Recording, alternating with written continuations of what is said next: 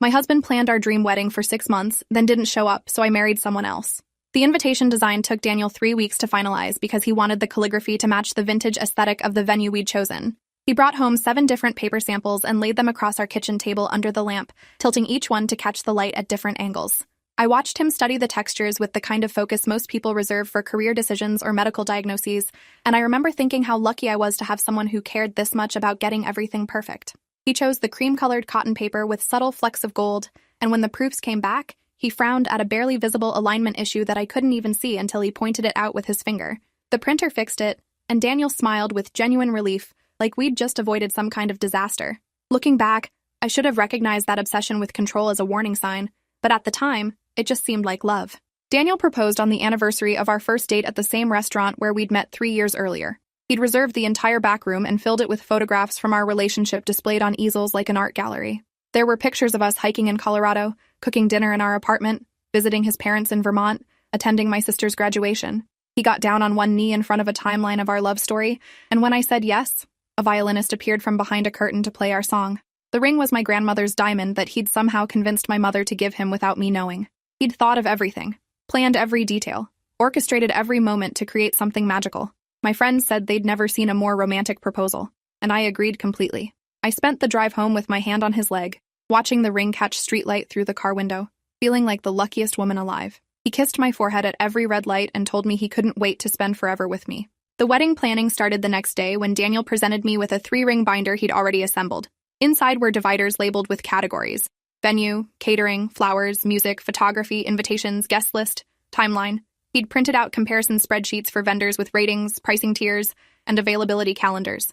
I opened the binder at our kitchen table while drinking coffee, slightly overwhelmed by how much work he'd already done. Daniel sat across from me explaining his research methodology, how he'd narrowed down options based on our budget and aesthetic preferences. He'd even created a shared digital calendar with deadlines color-coded by priority level. I laughed and told him he was incredible, and he reached across the table to squeeze my hand. He said he wanted this to be perfect for me, that I deserved the wedding of my dreams, and he was going to make sure every detail exceeded my expectations. I felt tears in my eyes because nobody had ever cared about making me happy the way Daniel did. We visited 7 venues before Daniel selected the historic mansion overlooking the river. The ballroom had floor-to-ceiling windows, original hardwood floors, and a terrace where guests could watch the sunset during cocktail hour. The venue coordinator, Patricia, showed us the space and discussed package options while Daniel took notes on his tablet. I fell in love with the place immediately, but Daniel wanted to see the other 6 venues on his list before making a decision. We spent 3 Saturdays touring properties, and each time I mentioned liking something, Daniel would nod thoughtfully and make notes but never commit.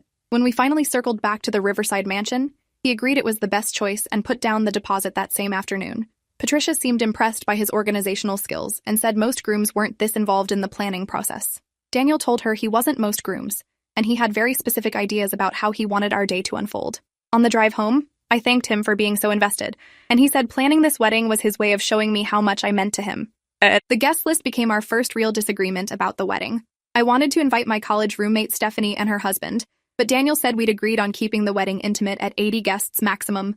I pointed out that his side already had 42 people confirmed while mine only had 31, which meant I had room for 7 more. Daniel pulled up his spreadsheet and showed me how adding any guests would throw off the seating chart he'd already designed. Each table seated 10 people, and he'd carefully arranged groups based on relationships and dynamics to ensure good conversation flow. Adding Stephanie and her husband would create an uneven table or force him to reconfigure multiple arrangements. I suggested we could just add another table, but Daniel explained that the ballroom layout was optimized for 8 tables, and 9 would look awkward in the space. We went back and forth for an hour before I finally dropped it because he seemed so stressed about the logistics. He apologized for being difficult and said he just wanted everything to be perfect, and I told him I understood even though I felt disappointed about Stephanie. Daniel hired a wedding planner named Vivian, who came highly recommended by Patricia. Vivian arrived at our apartment for the first consultation with her own binder, and a warm smile that immediately put me at ease. She asked about our vision, and before I could answer, Daniel launched into a detailed description of the aesthetic he wanted. Romantic vintage elegance with modern touches, a color palette of dusty rose and sage green with gold accents, garden-inspired florals with lots of texture, Edison bulb string lights for ambiance. Vivian typed rapidly on her laptop while he talked, occasionally asking clarification questions about specific elements. When she finally turned to me and asked what I wanted, I said Daniel had pretty much covered it, and she laughed like I'd made a joke. She said most couples had different visions that needed to be merged, but we seemed unusually aligned. Daniel reached over and took my hand, and I smiled because it was easier than admitting I hadn't thought about Edison bulbs or texture in florals. Vivian said she'd put together some mood boards based on Daniel's description and we'd review them at our next meeting. The next 3 months blurred together in a series of vendor meetings, tastings, and fittings. Daniel attended every single appointment with detailed questions prepared in advance.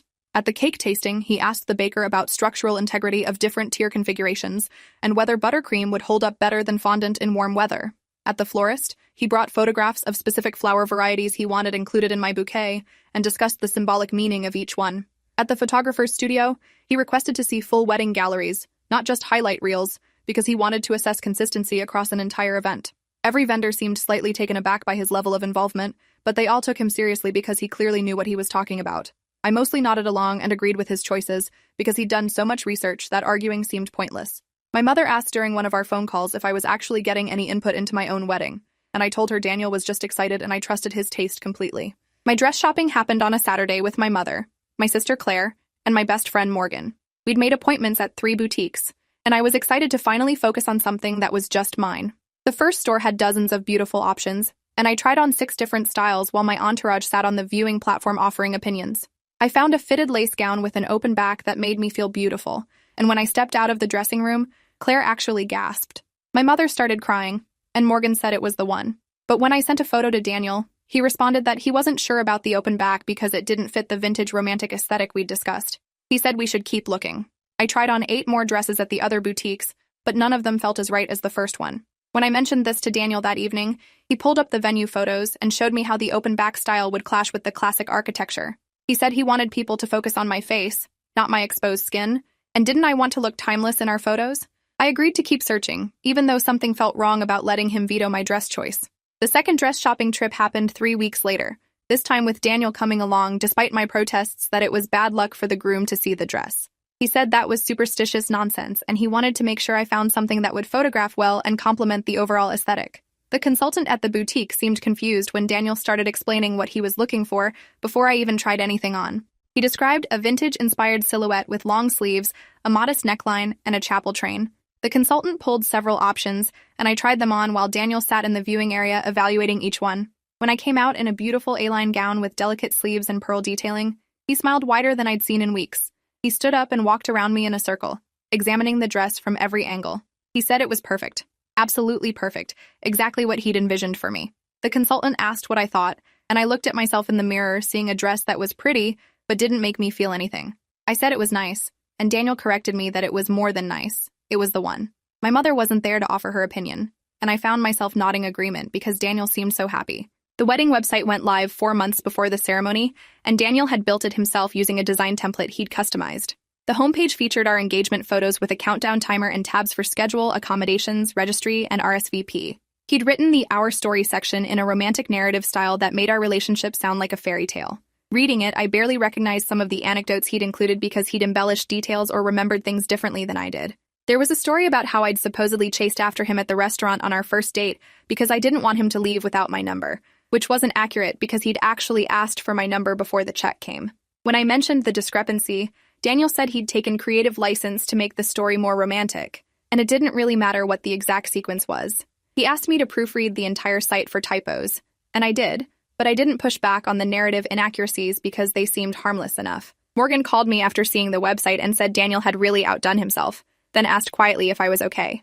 I told her I was fine, just stressed about all the planning, and she said to call her if I ever needed to talk. The rehearsal dinner was scheduled for the evening before the wedding at a private room in the same restaurant where Daniel had proposed. He'd planned the menu, selected the wine pairings, and created a seating chart for the 40-person dinner. My father was supposed to give a toast, followed by Daniel's best man Trevor, and then Daniel wanted to show a video montage he'd been working on for months. The week before the dinner, Daniel showed me a rough cut of the video on his laptop. It was 15 minutes long with photos and video clips from our relationship set to music with text overlays describing different chapters of our story. The production quality was impressive, but watching it felt strange because the narrative arc positioned Daniel as the hero who'd rescued me from a directionless life. There were captions like, "Before Daniel, Amber didn't know what she wanted," and "Daniel showed Amber what true love looks like." I paused the video and asked him why he'd written it that way, and he seemed genuinely confused by my question. He said he was just being romantic and showing how we'd grown together, and wasn't that what love stories were about? I didn't know how to explain that it felt like he'd erased my entire personality to fit his narrative. 2 months before the wedding, I started having dreams about running away. In the dreams, I'd be getting ready in the bridal suite, and suddenly I'd walk out through a side door and just keep walking until I reached the highway. I'd wake up with my heart racing, and Daniel would be sleeping peacefully next to me, and I'd feel guilty for even subconsciously thinking about leaving. I never told anyone about the dreams because they seemed like a betrayal of everything we were building together. Daniel had spent thousands of hours planning this perfect day, and I was having anxiety dreams about abandoning him at the altar. I convinced myself it was just normal pre-wedding jitters that every bride experienced. My therapist, Dr. Reeves, asked during one session how I was feeling about the upcoming wedding, and I gave her the standard answer about being excited but nervous. She looked at me for a long moment and asked if the nervousness was about the wedding or the marriage, and I changed the subject to work stress instead. Looking back, I realized she was trying to give me an opening to admit something was wrong, but I wasn't ready to face it yet. 3 weeks before the wedding, Daniel's behavior shifted into what I can only describe as frantic mode. He called vendors multiple times daily to confirm details that had already been confirmed. He created backup plans for his backup plans, printing out contingency protocols for various disaster scenarios like bad weather, vendor cancellations, or technical failures. He started sleeping poorly, waking up at 3 in the morning to add items to his wedding day timeline. The timeline itself had become a minute-by-minute schedule spanning 20 pages, with specific assignments for different members of the wedding party. I found him in our home office one night at 2 in the morning, and when I asked what he was doing, he said he was optimizing the cocktail hour flow to prevent bottlenecks at the bar. I suggested he needed sleep more than he needed to optimize anything, and he snapped that I didn't understand how much pressure he was under to make sure everything was perfect. I apologized and went back to bed alone, feeling like I'd done something wrong by interrupting his planning session. The next morning, he apologized for being short with me and blamed the stress. And I accepted his apology because what else was I supposed to do 3 weeks before our wedding? My final dress fitting was 10 days before the ceremony, and when I put on the gown, it didn't fit right anymore. I'd lost weight from stress, and the bodice was loose in places it should have been snug. The seamstress pinned the areas that needed to be taken in and said she could have it ready in time, but she'd need to charge a rush fee for the alterations. I took photos of myself in the mirror to send to Daniel, then decided not to because I didn't want to add another thing to his stress list. Claire came with me to the fitting and told me I looked beautiful, but I could tell she was concerned about something. On the drive home, she asked if I was happy, and I told her of course I was happy. I was marrying the man I loved. She said that wasn't what she'd asked, and I let the question hang in the air between us unanswered. When she dropped me off at my apartment, she hugged me longer than usual and told me that if I ever needed anything, day or night, I should call her. I went inside and found Daniel reviewing his timeline document for the 100th time, and I didn't mention the dress alterations or Claire's question because some part of me knew I couldn't handle his response right then. The week before the wedding, my office threw me a small celebration during lunch. My coworkers had decorated the conference room and ordered a cake, and everyone wanted to hear about the wedding plans. I found myself describing Daniel's incredible attention to detail, the beautiful venue, the carefully curated aesthetic, and they all seemed impressed and slightly envious. My boss Linda asked if I was ready to be married, and I laughed and said I was ready for the planning to be over so we could just enjoy being married. Linda nodded, but her expression suggested she'd picked up on something I hadn't said out loud. After everyone went back to their desks, she stopped by my office and said that if I ever needed to talk about anything, her door was always open. I thanked her and wondered why everyone kept offering me these vague support statements like they could sense something I was still refusing to acknowledge. That night, Daniel stayed late at his office working on the video montage, and I sat alone in our apartment thinking about how many people had essentially asked if I was okay in the past few weeks. I poured a glass of wine and tried to ignore the voice in my head, asking why I couldn't just admit that something was deeply wrong. 4 days before the wedding, Daniel's parents arrived from Vermont. His mother, Diane, immediately wanted to review all the wedding details, and Daniel spent 3 hours walking her through his planning binder, while his father, Richard, sat quietly reading the newspaper. Diane had opinions about everything from the flower arrangements to the font on the programs, and Daniel defended each choice with increasing frustration. When she suggested that perhaps they should have real candles instead of LED candles for safety reasons, Daniel explained in excruciating detail why LED candles were the better choice for the venue's insurance requirements and aesthetic consistency. Diane finally held up her hands in surrender and said she was just trying to help. Daniel apologized for being defensive and blamed the stress, and Diane hugged him and told him everything was going to be perfect. Richard caught my eye from across the room and gave me a sympathetic look that suggested he'd seen Daniel get like this before. Later that evening, Richard pulled me aside on the balcony and asked how I was holding up with all the planning chaos. I told him I was fine, and he said that was good. But marriage was a big commitment, and it was okay to have doubts. I assured him I didn't have doubts, and he nodded slowly, like he didn't quite believe me, but wasn't going to push further. The rehearsal happened the night before the wedding, and everyone gathered at the venue at 6 o'clock. Patricia walked us through the ceremony processional, explaining where people should stand and when they should move. Daniel had created a separate timeline document specifically for the rehearsal and kept interrupting Patricia to clarify details that seemed obvious to everyone else. The bridesmaids stood in their assigned positions while Daniel adjusted their spacing by inches, moving them slightly left or right until he was satisfied with the visual balance. Claire whispered to Morgan that this was the weirdest rehearsal she'd ever attended, and I pretended not to hear. When it came time for me to practice walking down the aisle, Daniel stopped me 3 times to adjust my pace because I was apparently walking too fast. He wanted me to take exactly 4 seconds between each step, and he counted out loud while I walked, making me restart when I deviated from his specified timing. My father stood at the end of the aisle looking increasingly uncomfortable, and when we finally completed a practice run that Daniel approved, my father asked if we could please move on to the dinner portion of the evening. Daniel agreed, but first wanted to run through the recessional one more time to make sure everyone understood the exit order.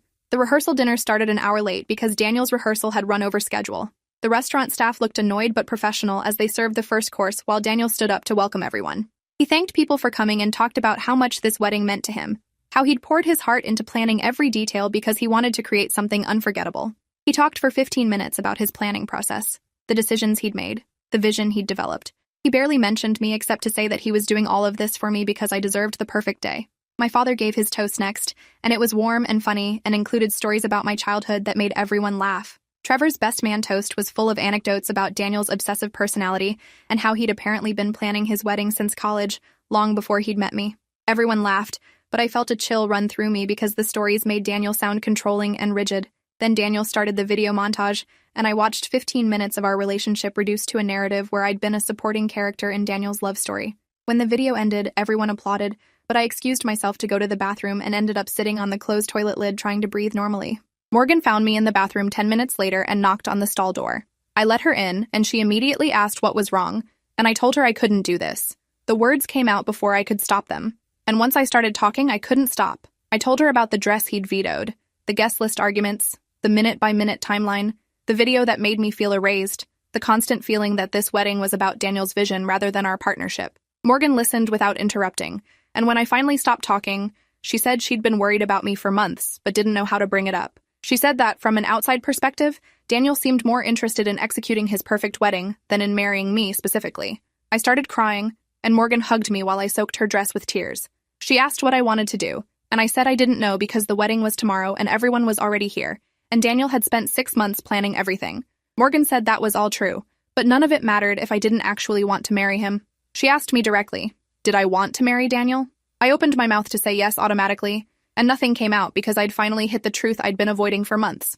I went back to my apartment that night instead of staying at the hotel with the bridesmaids like we'd planned. Daniel had stayed at his parents' hotel room to preserve the tradition of not seeing each other before the ceremony, which meant I had the place to myself. I sat on the couch in my rehearsal dinner dress and stared at my phone, trying to figure out what to do. Part of me thought I was just having last-minute jitters that would pass by morning, but another part of me, the part that had been growing louder for months, knew that marrying Daniel would be a mistake. He wasn't a bad person. He'd never been cruel or abusive, but somewhere in the 6 months of wedding planning, I'd realized that he was in love with the idea of marriage more than he was in love with me. He'd built this elaborate fantasy of his perfect wedding, and I'd been cast in the role of his bride, but the actual person I was didn't seem to matter to him. I called Dr. Reeves's emergency line at 11 o'clock, and she called me back 20 minutes later. I told her everything in a rush of words, and she listened, and then asked me what I would do if there were no wedding, no guests, no plans, no expectations. If it was just me and Daniel, would I want to marry him? I said no, and hearing myself say it out loud made it real in a way it hadn't been before. I didn't sleep that night. I sat on the couch watching the hours pass on the clock, trying to figure out how to handle what was about to happen. At 6 in the morning, my phone started buzzing with texts from the bridesmaids asking where I was because hair and makeup were starting at 7. I texted back that I'd be there soon, then sat for another 30 minutes unable to move. Finally, at 6:45, I called my father and told him I needed to talk to him before I came to the hotel. He must have heard something in my voice because he just said okay and gave me his room number. I drove to the hotel in yesterday's dress and went straight to his room, and when he opened the door, I said I couldn't marry Daniel. My father's face went through several expressions before settling on understanding, and he pulled me into a hug and said, okay, we'd figure this out. He didn't ask why or try to talk me into going through with it or mention the money or the guests or any of the logical reasons I should proceed. He just accepted my decision and asked what I needed from him. I told him I needed him to tell Daniel because I couldn't face having that conversation, and my father said he would handle it. My father called Daniel at 7:30 while I sat on the hotel room bed listening to his side of the conversation. He started by saying there was a situation, and Daniel needed to stay calm. Then he said that I wasn't going to be able to go through with the wedding and he was very sorry. But that was the decision I'd made. There was a long silence while Daniel apparently responded. and my father's expression shifted to something like pity. He said he understood Daniel had put a lot of work into planning the wedding, but I wasn't in the right headspace to get married and forcing it would be a mistake. More silence. Then my father said firmly that he wasn't going to let me talk to Daniel right now because I'd made my decision and I needed space. Daniel was apparently yelling because I could hear his voice coming through the phone, and my father held the phone away from his ear. When Daniel finally stopped, my father said he was sorry this was happening and he'd make sure to help handle the vendor cancellations and guest notifications. Then he hung up and looked at me and said it was done. I started crying so hard I thought I might throw up, and my father sat next to me rubbing my back until I could breathe normally again. The next hour was chaos as my father made calls to Patricia, Vivian, and the vendors to cancel everything. My mother showed up at the room after my father called her, and she held me while I cried and told her I was sorry for wasting everyone's time and money. She said I hadn't wasted anything and she was proud of me for being honest with myself before making a permanent mistake. Claire and Morgan arrived next, and they sat on either side of me on the bed while I explained what had happened.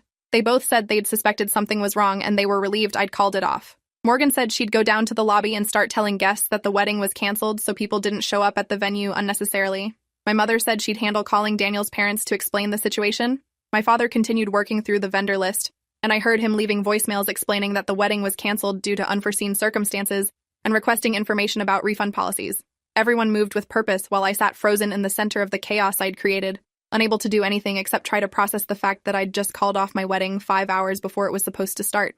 Daniel showed up at the hotel at 9:30 with Trevor trying unsuccessfully to restrain him. He pounded on my father's door demanding to talk to me, and my father stepped into the hallway and closed the door behind him. I could hear Daniel shouting that he'd spent 6 months planning this wedding, that he'd put his heart into making it perfect, that he'd done everything for me and I was throwing it away for no reason. My father's voice was calm but firm as he said that I had very good reasons and Daniel needed to respect my decision and leave. Daniel said he wasn't leaving until I explained myself, and Trevor's voice joined in trying to convince him to go cool down. The argument went on for several minutes before hotel security apparently got involved, and I heard Daniel being told he needed to vacate the premises or they'd call the police. Trevor apologized to my father and promised he'd get Daniel out of there, and then it went quiet in the hallway. My mother hugged me and said I'd done the right thing, but I felt like the worst person in the world for humiliating Daniel in front of everyone who'd traveled to celebrate our wedding. I stayed in the hotel room until checkout time at 11. Then my father drove me back to my apartment. When we pulled into the parking lot, I saw Daniel's car and told my father I couldn't go inside. He said Daniel wasn't allowed to be there if I didn't want him there, and he called the police non-emergency line to request an officer come supervise while I retrieved my things. A police officer arrived 20 minutes later, and we all went up to the apartment together. Daniel was sitting on the couch surrounded by printed copies of his wedding timeline, and when he saw me, he stood up and started asking why I'd done this to him. The officer stepped between us and told Daniel he needed to remain calm or he'd have to leave. I grabbed a suitcase and started throwing clothes into it while Daniel followed me from room to room asking what he'd done wrong, what he could fix, how we could salvage this. I told him it wasn't about fixing anything. It was about the fundamental fact that he'd planned his dream wedding without caring about what I actually wanted. Daniel said that was crazy because he'd done everything for me, and I turned around and asked him to name one decision I'd made about the wedding. He opened his mouth and closed it and couldn't answer, and I saw the realization dawn on his face that he actually couldn't think of anything. I moved in with Claire temporarily because I couldn't afford our apartment on my own, and Daniel legally had as much right to be there as I did. Morgan came over the first night with wine and takeout, and we sat on Claire's couch while I ugly cried and ate sesame chicken and tried to process what I'd just done.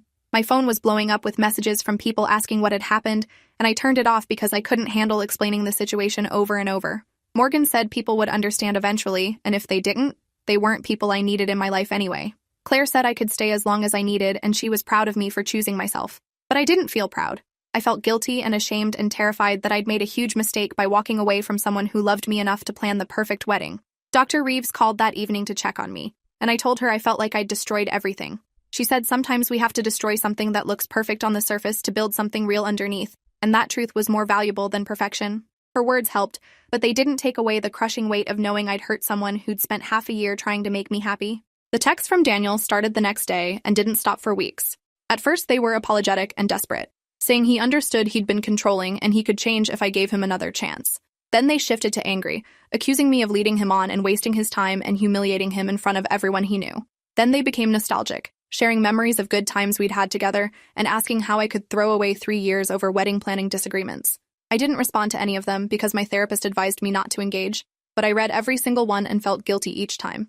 My mother suggested I block his number, but I couldn't bring myself to do it because that felt too final. Trevor reached out after 2 weeks and asked if we could meet for coffee, and I agreed because I owed Daniel's friends some kind of explanation. We met at a neutral location, and Trevor said he understood why I'd called off the wedding and he didn't blame me. He said he'd watched Daniel become obsessed with the planning and lose sight of the actual relationship, and he'd tried to talk to Daniel about it, but Daniel hadn't listened. Trevor said Daniel was devastated but would eventually be okay, and I shouldn't feel guilty for being honest about my feelings. Hearing that from Daniel's best friend helped more than I'd expected. 3 weeks after the canceled wedding, I was back at work trying to pretend everything was normal when Linda stopped by my desk. She said there was someone in the conference room asking to talk to me, and when I walked in, I found Daniel's mother, Diane, sitting there with tea. My first instinct was to leave, but something about her expression made me sit down instead. Diane apologized for coming to my workplace and said she wouldn't take much of my time. She said she'd spent the past few weeks thinking about the wedding and her son's behavior, and she wanted me to know that she didn't blame me for calling it off. She said she'd raised Daniel to believe that if he planned and controlled everything perfectly, life would work out exactly as he wanted. She'd reinforced that worldview by praising his organizational skills and his attention to detail, without teaching him that other people's feelings and desires mattered just as much as his plans. She said watching him plan the wedding had been like watching him build an elaborate structure with no foundation, and she'd known it was going to collapse but hadn't intervened. She asked if I could forgive her for not saying something sooner, and I found myself crying and saying there was nothing to forgive. Diane hugged me and said she hoped I'd find someone who loved me for who I was rather than who they wanted me to be. I started dating again 4 months later, which felt both too soon and overdue. My coworker's brother Nathan asked me out after meeting me at a company happy hour, and I said yes, mostly because I needed to prove to myself that I could. Our first date was casual and low pressure at a brewery where we talked about our jobs and our families and our favorite shows. Nathan was easy to talk to in a way Daniel had never been. He asked questions and seemed genuinely interested in my answers, rather than waiting for his turn to talk. When he asked about my interests and hobbies, I realized I didn't know how to answer, because I'd spent 3 years molding myself to fit Daniel's preferences. Nathan suggested we make it our project to figure out what I actually liked, and over the next few weeks we tried different activities: painting classes, hiking trails, cooking experiments, live music venues. I discovered I loved things I'd never known about myself because Daniel had never bothered to ask or explore with me. Nathan had no agenda except spending time with me and learning who I was, and the simplicity of that felt revolutionary. 6 months after the canceled wedding, Nathan and I were serious enough that meeting families became relevant. I was terrified to introduce him to my parents because I thought they'd judge me for moving on so quickly, but my mother hugged Nathan and thanked him for making me laugh again. My father took Nathan aside and gave him some kind of speech that Nathan later characterized as sweet, but slightly threatening, and Nathan promised he had no intention of hurting me. Meeting Nathan's family was easier because they didn't have the context of my failed engagement and just treated me like any girlfriend their son had brought home. His sister Alexis pulled me aside at dinner and said Nathan talked about me constantly, and she'd never seen him this happy, and I felt a warmth in my chest that I'd never felt with Daniel. On the drive home, Nathan asked if I'd ever want to get married again someday. Not to him specifically necessarily, just in general. I said I thought I would if it was with the right person, and he nodded and said he hoped he might be that person eventually. The casualness of it, the lack of pressure, the acknowledgement that we were building something together rather than executing someone's predetermined vision made me realize what had been missing with Daniel. Nathan proposed 14 months after our first date on a random Tuesday evening while we were cooking dinner together. There was no elaborate setup, no photographer hiding in the bushes, no scripted speech. He just turned from the stove where he was making pasta and said he loved me more than he'd ever loved anyone, and he wanted to spend his life with me if I wanted that too. The ring was simple and beautiful, and when I said yes, we just stood in the kitchen hugging and crying and laughing at how unplanned the whole thing was. Later that evening, Nathan said he wanted to make something clear about the wedding planning. He had exactly 2 requests, which were that his grandmother could attend and there would be good food. Everything else was up to me to decide, and he'd be happy with whatever I wanted because he was marrying me, not producing an event. I asked what his vision was for the wedding, and he said his vision was getting to call me his wife at the end of the day, and everything else was just details. The relief I felt hearing those words made me realize how much trauma I'd been carrying from Daniel's approach to our relationship. We planned our wedding in 6 weeks because neither of us wanted a long engagement or an elaborate production. I chose a small venue that held 50 people, picked wildflowers for bouquets that we arranged ourselves the morning of the ceremony, wore a simple dress I found on sale, and asked Claire to make the cake because she loved baking. Nathan's only additions were hiring a guitarist he knew from college and making a playlist of our favorite songs for the reception. We wrote our own vows the night before the wedding while sitting on the couch drinking wine, and they were honest and imperfect and real. The morning of the wedding, I woke up without anxiety or dread, just excitement to marry someone who saw me as a whole person rather than a character in his fantasy. My mother helped me get ready and told me that this, right here, was what happiness looked like. When I walked down the aisle toward Nathan, he was crying and smiling, and when we said our vows, we both meant every word.